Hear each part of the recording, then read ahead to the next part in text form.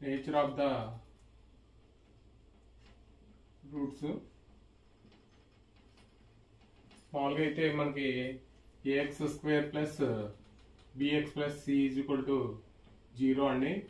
ఇక్కడ abc belongs to r అయితే abc belongs to r అయితే మనకి అంటే మామూలుగా అయితే b square minus 4ac is called ఏమంటామంటే డిస్క్రిమినెంట్ అంటామండి. డిస్క్రిమినెంట్ దీన్ని ఇట్ ఈస్ డినోటెడ్ బై డెల్టాతో డినోట్ చేస్తాం. డినోటెడ్ బై డెల్టా అండి. అంటే మనకి delta greater than 0 delta is equal to 0 delta less than 0 అయితే మామూలుగా అయితే డెల్టా గ్రేటర్ దెన్ 0 అయితే ద రూట్స్ ఆర్ ఏమవుతాయంటే రియల్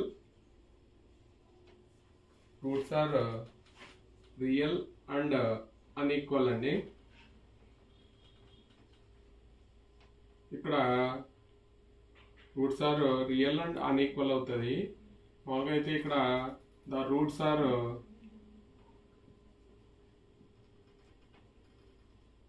రియల్ అండ్ ఈక్వల్ అవుతాయండి. అంటే ఇక్కడ the roots are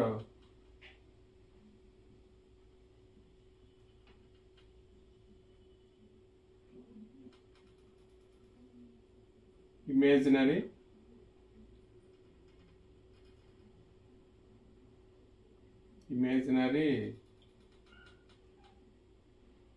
and conjugate each other అండి. కాంజుగేట్ ఈచ్ అదర్ అవుతాయి. అంటే మన నేచర్ ఆఫ్ ద రూట్స్ దేని మీద ఆధారపడి ఉంటుంది అంటే ఇక్కడ డెల్టా వాల్యూ మీద ఆధారపడి ఉంటుందండి. Delta is equal to b square minus 4ac అంటే డెల్టా గ్రేటర్ దెన్ 0 అయితే the roots are real and అంటే ఏబిసి బిలాంగ్స్ టు r అయితే రియల్ అండ్ అన్ఈక్వల్ అండి. The delta is equal to 0 అయితే the roots are real and equal. ఇక్కడ మనకి alpha is equal to beta is equal to ఏమవుతుందంటే minus b by 2a అవుతుంది. అంటే b square minus 4ac అయితే ఇక్కడ మనం ఒకసారి ఎగ్జాంపుల్ చూద్దామండి. అంటే X square minus 5x plus 4 is equal to 0 తీసుకుంటే మనకి ఇక్కడ డెల్టా వాల్యూ ఫైండ్ అవుట్ చేద్దాం. అంటే a is equal to 1, b is equal to minus 5, c is equal to 4 కాబట్టి delta is equal to b square minus 4ac అంటే discriminant value అండి. అంటే -5 whole square minus 4a into 1 c అంటే 4 అండి. అంటే ఇక్కడ ఎంత అవుతుందంటే 25 మైనస్ 16 అండి. అంటే 9 గ్రేటర్ దాన్ 0 కాబట్టి మనకి డెల్టా గ్రేటర్ దాన్ 0 అయితే మనకి the roots are real and unequal వస్తాయండి. ఇక్కడ రూట్స్ ఏమవుతాయంటే మనం ఫ్యాక్టరైజేషన్ చేస్తే ఇక్కడ మైనస్ అంటే x ఈజ్ ఈక్వల్ టు 1,4 అవుతాయి. ఫ్యాక్టరైజేషన్ చేస్తే 2 రూట్స్ వస్తాయి కాబట్టి ఈ 1,4 అలాగే ఇక్కడ x square minus 2x plus 1 is equal to 0 అయితే మనకి ఇక్కడ దీన్ని ఎలా రాయొచ్చు అంటే x minus 1 whole square is equal to 0 అని రాయొచ్చు. x is equal to 1,1 2 roots.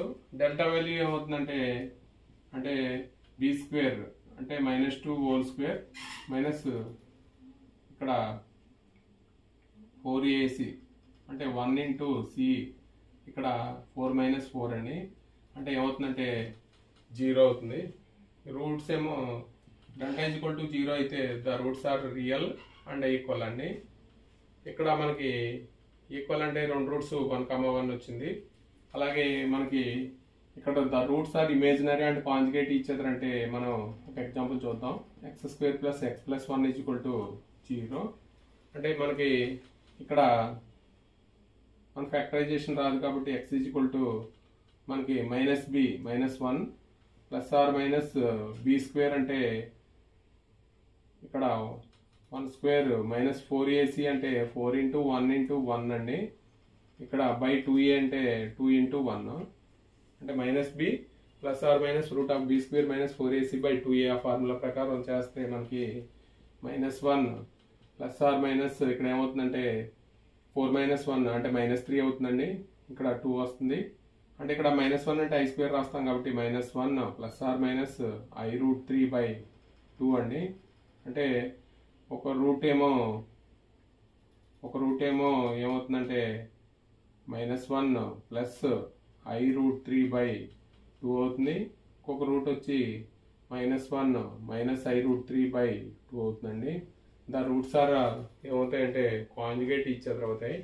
అలాగే మనం ఇక్కడ ఏబిసి బిలాంగ్స్ టు ఆర్ అయితే, అలాగే మనం ఏబిసి బిలాంగ్స్ టు క్యూ అయితే మనకి ఎలా మారుతుంది అనేది ఒకసారి చూద్దామండి. అంటే అక్కడ ఏబిసి ఇక్కడ delta equal to 0, delta less than 0 same ఉంటాయి. కాకపోతే డెల్టా గ్రేటర్ దాన్ 0 మాత్రం అయినప్పుడు మాత్రమే ఇక్కడ roots are rational and unequal మీద ఆధారపడి ఉంటుందండి. ఇక్కడ a x square plus b x plus c is equal to 0 అయితే a comma b comma c belongs to rational number అండి. ఇక్కడ delta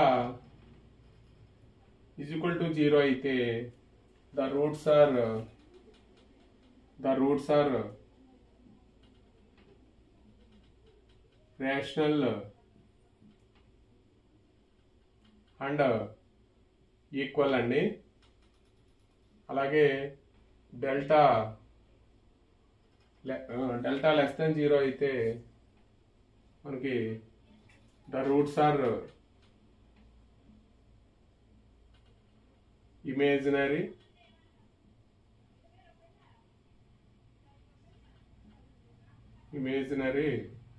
and conjugate each other అండి. అలాగే మనకి అంటే డెల్టా గ్రేటర్ దాన్ 0 అయినప్పుడు మనకి అంటే ఇక్కడ మనం అంటే ఇక్కడ పర్ఫెక్ట్ స్క్వేర్ వస్తుందండి. అంటే బి స్క్వేర్ ఇక్కడ పర్ఫెక్ట్ స్క్వేర్ వస్తుంది, ఇక్కడేమో నాట్ పర్ఫెక్ట్ స్క్వేర్ వస్తుంది. డెల్టా గ్రేటర్ దాన్ 0 అంటే ఇక్కడ పర్ఫెక్ట్ స్క్వేర్ అయినప్పుడు అంటే ఏబిసి బిలాంగ్స్ టు క్యూ అయితే పర్ఫెక్ట్ స్క్వేర్ అయితే ద రూట్స్ ఆర్ రేషనల్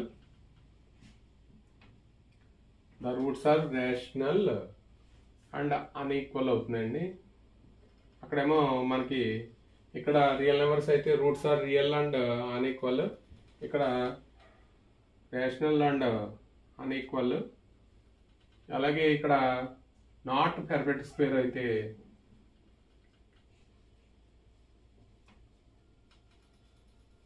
ఇక్కడ నాట్ పర్ఫెక్ట్ స్క్వేర్ అయితే ఇక్కడ కాంజుగేట్ సైడ్స్ వస్తాయండి.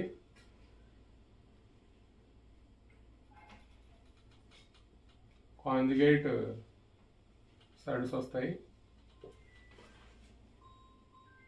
The roots are rational and unequal అండి. నాట్ పర్ఫెక్ట్ స్క్వేర్ అయితే కాంజుగేట్ సైడ్స్ వస్తాయి. అంటే ఇక్కడ మనకి ఇక్కడ √15 వస్తే పర్ఫెక్ట్ స్క్వేర్ రాదు కాబట్టి ఇక్కడ √16 వస్తే మనకి ఇక్కడ రియల్ వాల్యూస్ వస్తాయి. ఇక్కడ మనకి రేషనల్ రావు కాబట్టి ఇక్కడ ఇర్రేషనల్ నెంబర్స్ వస్తాయి కాబట్టి మనకి ఈ కాంజుగేట్ సైడ్స్ వస్తాయండి. ఇది పర్ఫెక్ట్ స్క్వేర్ వచ్చినప్పుడు అంటే మనకి ఇక్కడ delta greater than 0, delta is equal to 0, delta less than 0. కాకపోతే ఇక్కడ మనకి రేషనల్ అయినప్పుడు మాత్రమే ఇక్కడ perfect square not perfect square దాన్ని బట్టి మనకి ఇక్కడ మారుతుంది. కాబట్టి ఇక్కడ డెల్టా ఈజ్ ఈక్వల్ టు 0 అయితే ద రూట్స్ ఆర్ రేషనల్, అక్కడేమో రియల్ అని రాస్తాం, ఇక్కడ రేషనల్ అని రాస్తాం. అంటే the roots are less than 0 అయినప్పుడు imaginary and conjugate each other అండి. ఇది మనకి నేచర్ ఆఫ్ ద రూట్స్ అండి, కామన్ రూట్కి సంబంధించండి.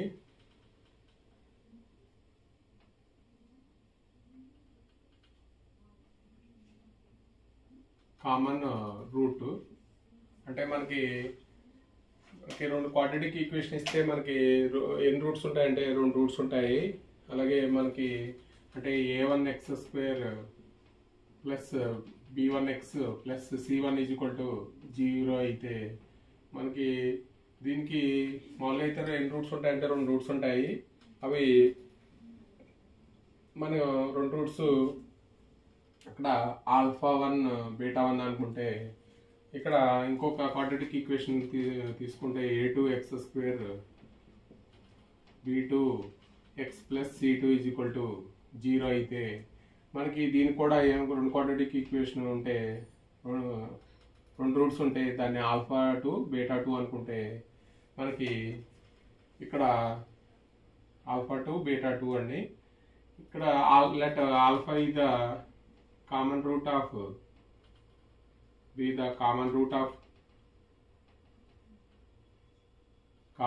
of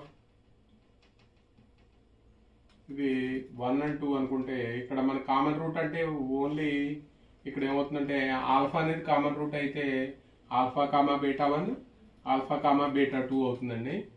అప్పుడు మనకి ఆల్ఫా ఇద్దరు కామన్ రూట్ అయితే మనం x ఉన్న ప్లేస్లో ఏం రాస్తామంటే a1 α² plus b1 alpha plus c1 0. ఇక్కడ a2 α² plus b2 alpha plus c2 0 రాస్తామండి. ఇప్పుడు మనం ఇక్కడ ఈ α² వాల్యూ ఈ ఆల్ఫా వాల్యూ ఫైండ్ అవుట్ చేద్దాం. అంటే మనం α² అంటే ఈ α² మూసేస్తే మనకు వచ్చి ఇక్కడ కోఎఫిషియెంట్స్ ని డెట్ ఫైండ్ అవుట్ చేస్తే మనకి ఏమొస్తుంది అంటే b1c2 మైనస్ b2c1 అండి. అంటే ఇక్కడ ఆల్ఫా రాస్తాను, ఇక్కడ =1 అంటే మనం ఈ α² ఆల్ఫా వాల్యూ ఫైండ్ అవుట్ చేద్దాం. అంటే α² అంటే ఇక్కడ మూసేస్తే మనకు కోఎఫిషియెంట్ డెట్ కడితే ఏమొస్తుందంటే b1c2 మైనస్ b2c1 వస్తుందండి. అలాగే ఇక్కడ ఆల్ఫా ఫైండ్ అవుట్ చేస్తే మనకి a1c2 మైనస్ a2c1. ఇక్కడ కాన్స్టెంట్ వాల్యూ మూసేస్తే ఇక్కడ ఒకసారి చూద్దామండి. ఆల్ఫాను మూసేస్తే ఇక్కడ ఏమొస్తుందంటే c1 a2 వస్తుంది. c1 a2 minus c2 a1 అండి. ఇక్కడ 1 కాన్స్టెంట్ మూసేస్తే మనకి ఏమొస్తుందంటే a1b2 మైనస్ a2b1 అండి.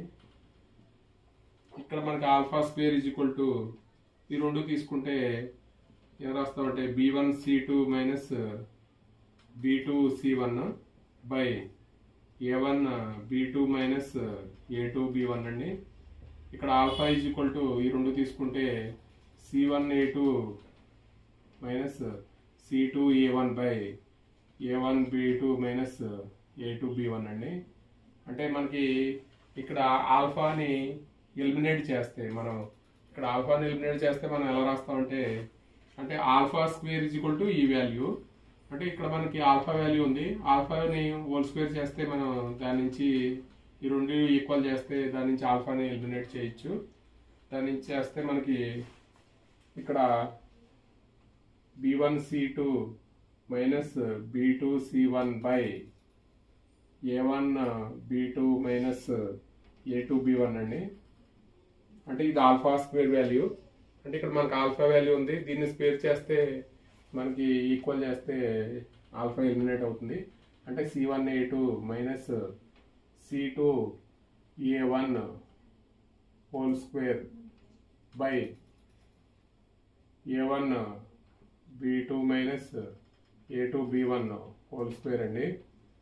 ఇది మనకి ఇక్కడ దీన్ని క్యాన్సిల్ చేస్తే మనకి 1 టైం క్యాన్సిల్ అవుతుంది. క్రాస్ మల్టిప్లై చేస్తే మనకి ఏమొస్తుందంటే b1c2 minus b2c1 into cross multiply అండి a1b2 minus a2b1 is equal to c1 a2 minus c2 a1 whole square అండి.